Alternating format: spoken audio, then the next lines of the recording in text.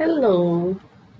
So let's read this interesting novel by Roald Dahl. And it is Charlie and the Chocolate Factory. Wow, it's the golden ticket. We would see it later.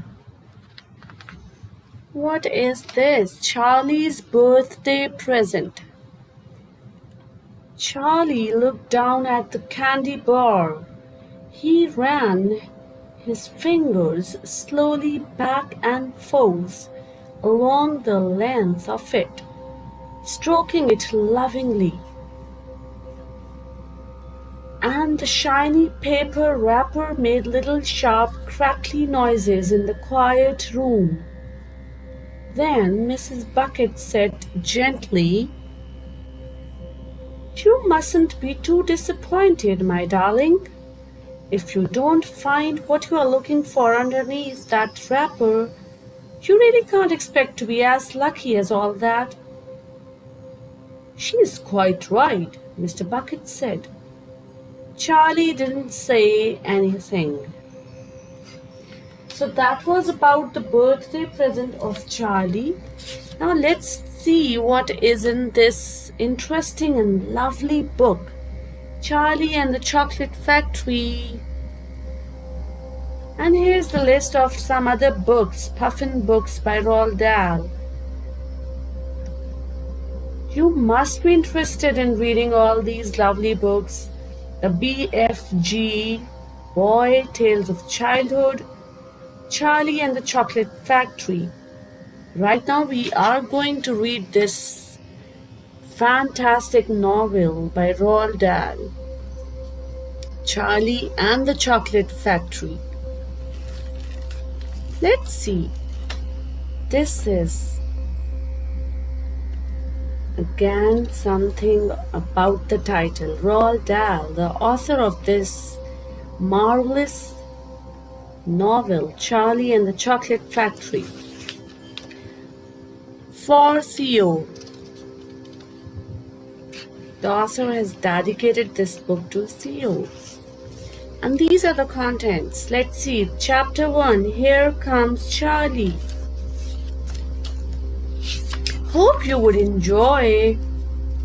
Happy reading. Charlie and the Chocolate Factory. Chapter 1. Here Comes Charlie. Nice illustrations as well. Let's begin the reading. These two very old people are the father and mother of Mr. Bucket. Their names are Grandpa Joe and Grandma Josephine. So here you see the illustration of two old people, and they are the father and mother of Mr. Bucket. Let's proceed. And these two very old people are the father and mother of Mrs. Bucket. Their names are Grandpa George and Grandma Georgina. This is Mr. Bucket. This is Mrs. Bucket. Mr. and Mrs. Bucket have a small boy whose name is Charlie Bucket. And the novel is about, obviously, the Charlie Bucket. As the title is Charlie and the Chocolate Factory, so we are just going to read about this lovely boy, small indeed, Charlie Bucket. This is Charlie. How'd you do, and how'd you do, and how'd you do again? He's pleased to meet you. Wow.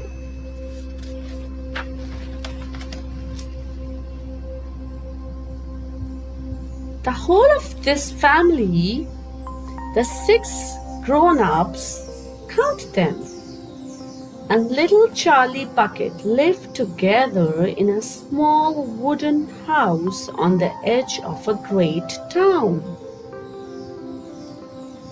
You can see the illustration of this small wooden house, and it is at the edge of this great town. The house wasn't nearly large enough for so many people, and life was extremely uncomfortable for them all.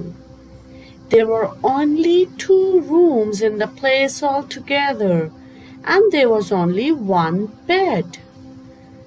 The bed was given to the 4 old grandparents because they were so old and tired. They were so tired they never got out of it. Hope you are enjoying this first chapter.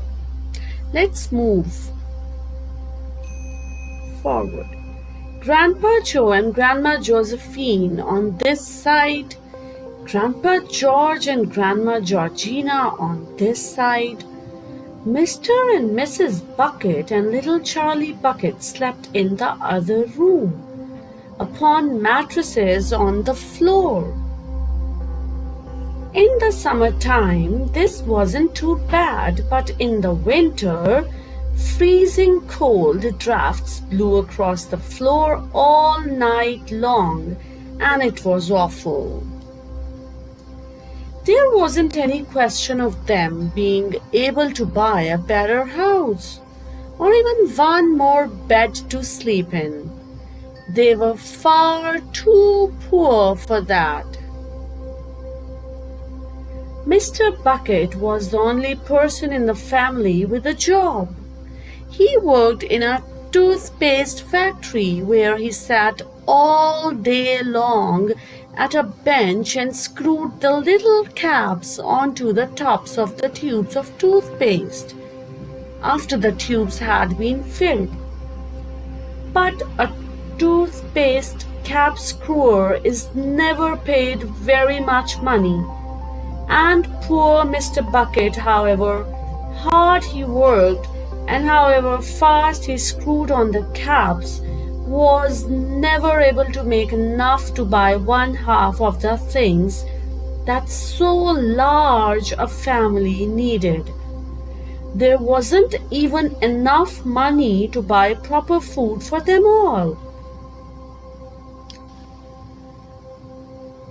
The only meals they could afford were bread and margarine for breakfast, boiled potatoes and cabbage for lunch, and cabbage soup for supper. Sundays were a bit better. They all looked forward to Sundays because then, although they had exactly the same, everyone was allowed a second helping. The Buckets, of course, didn't starve, but every one of them, the 2 old grandfathers, the 2 old grandmothers, Charlie's father, Charlie's mother, and especially little Charlie himself, went about from morning till night with a horrible empty feeling in their tummies. Charlie felt it worst of all, and although his father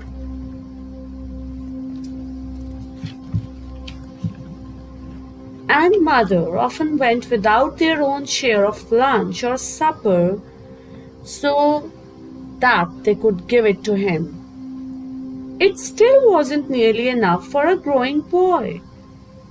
He desperately wanted something more filling and satisfying than cabbage and cabbage soup.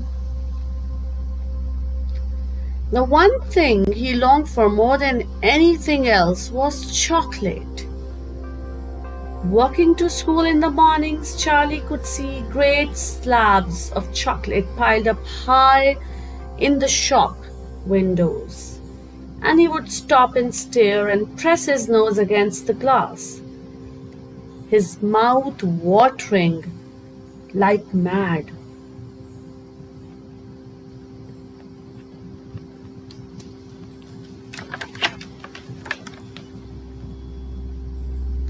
Many times a day, he would see other children taking creamy candy bars out of their pockets and munching them greedily, and that, of course, was pure torture.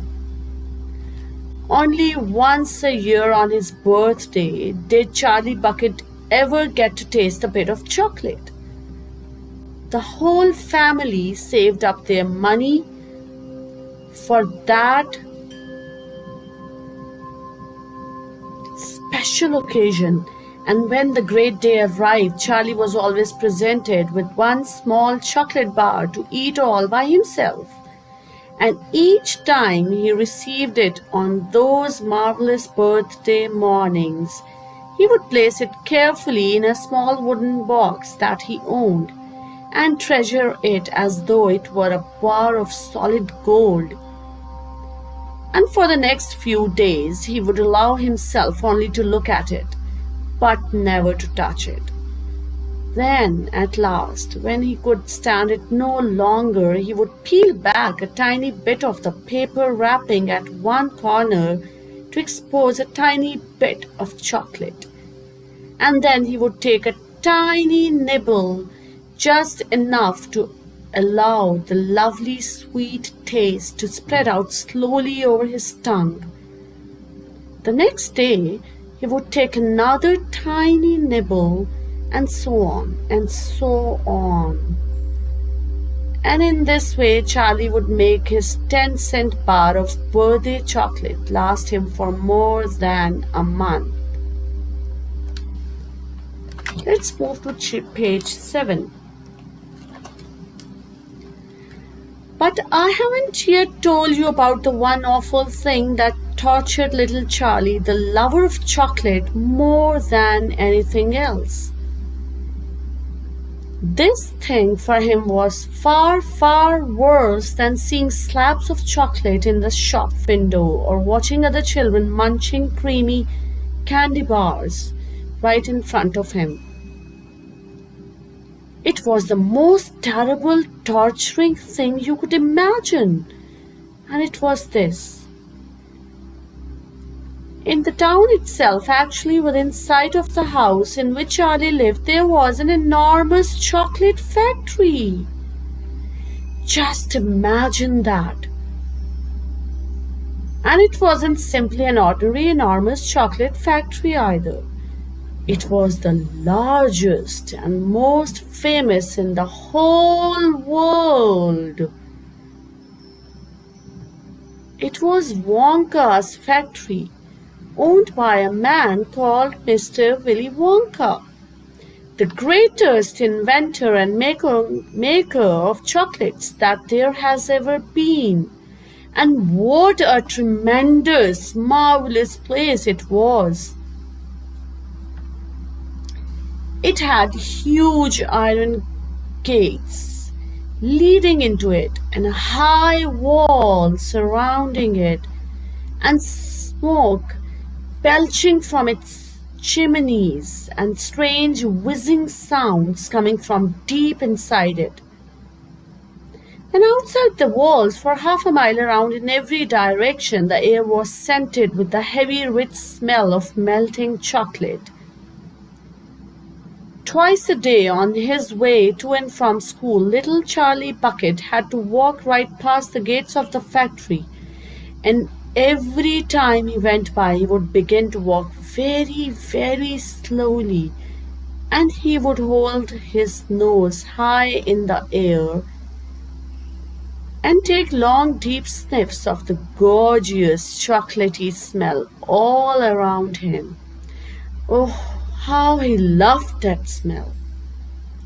And oh, how he wished he could go inside the factory and see what it was like.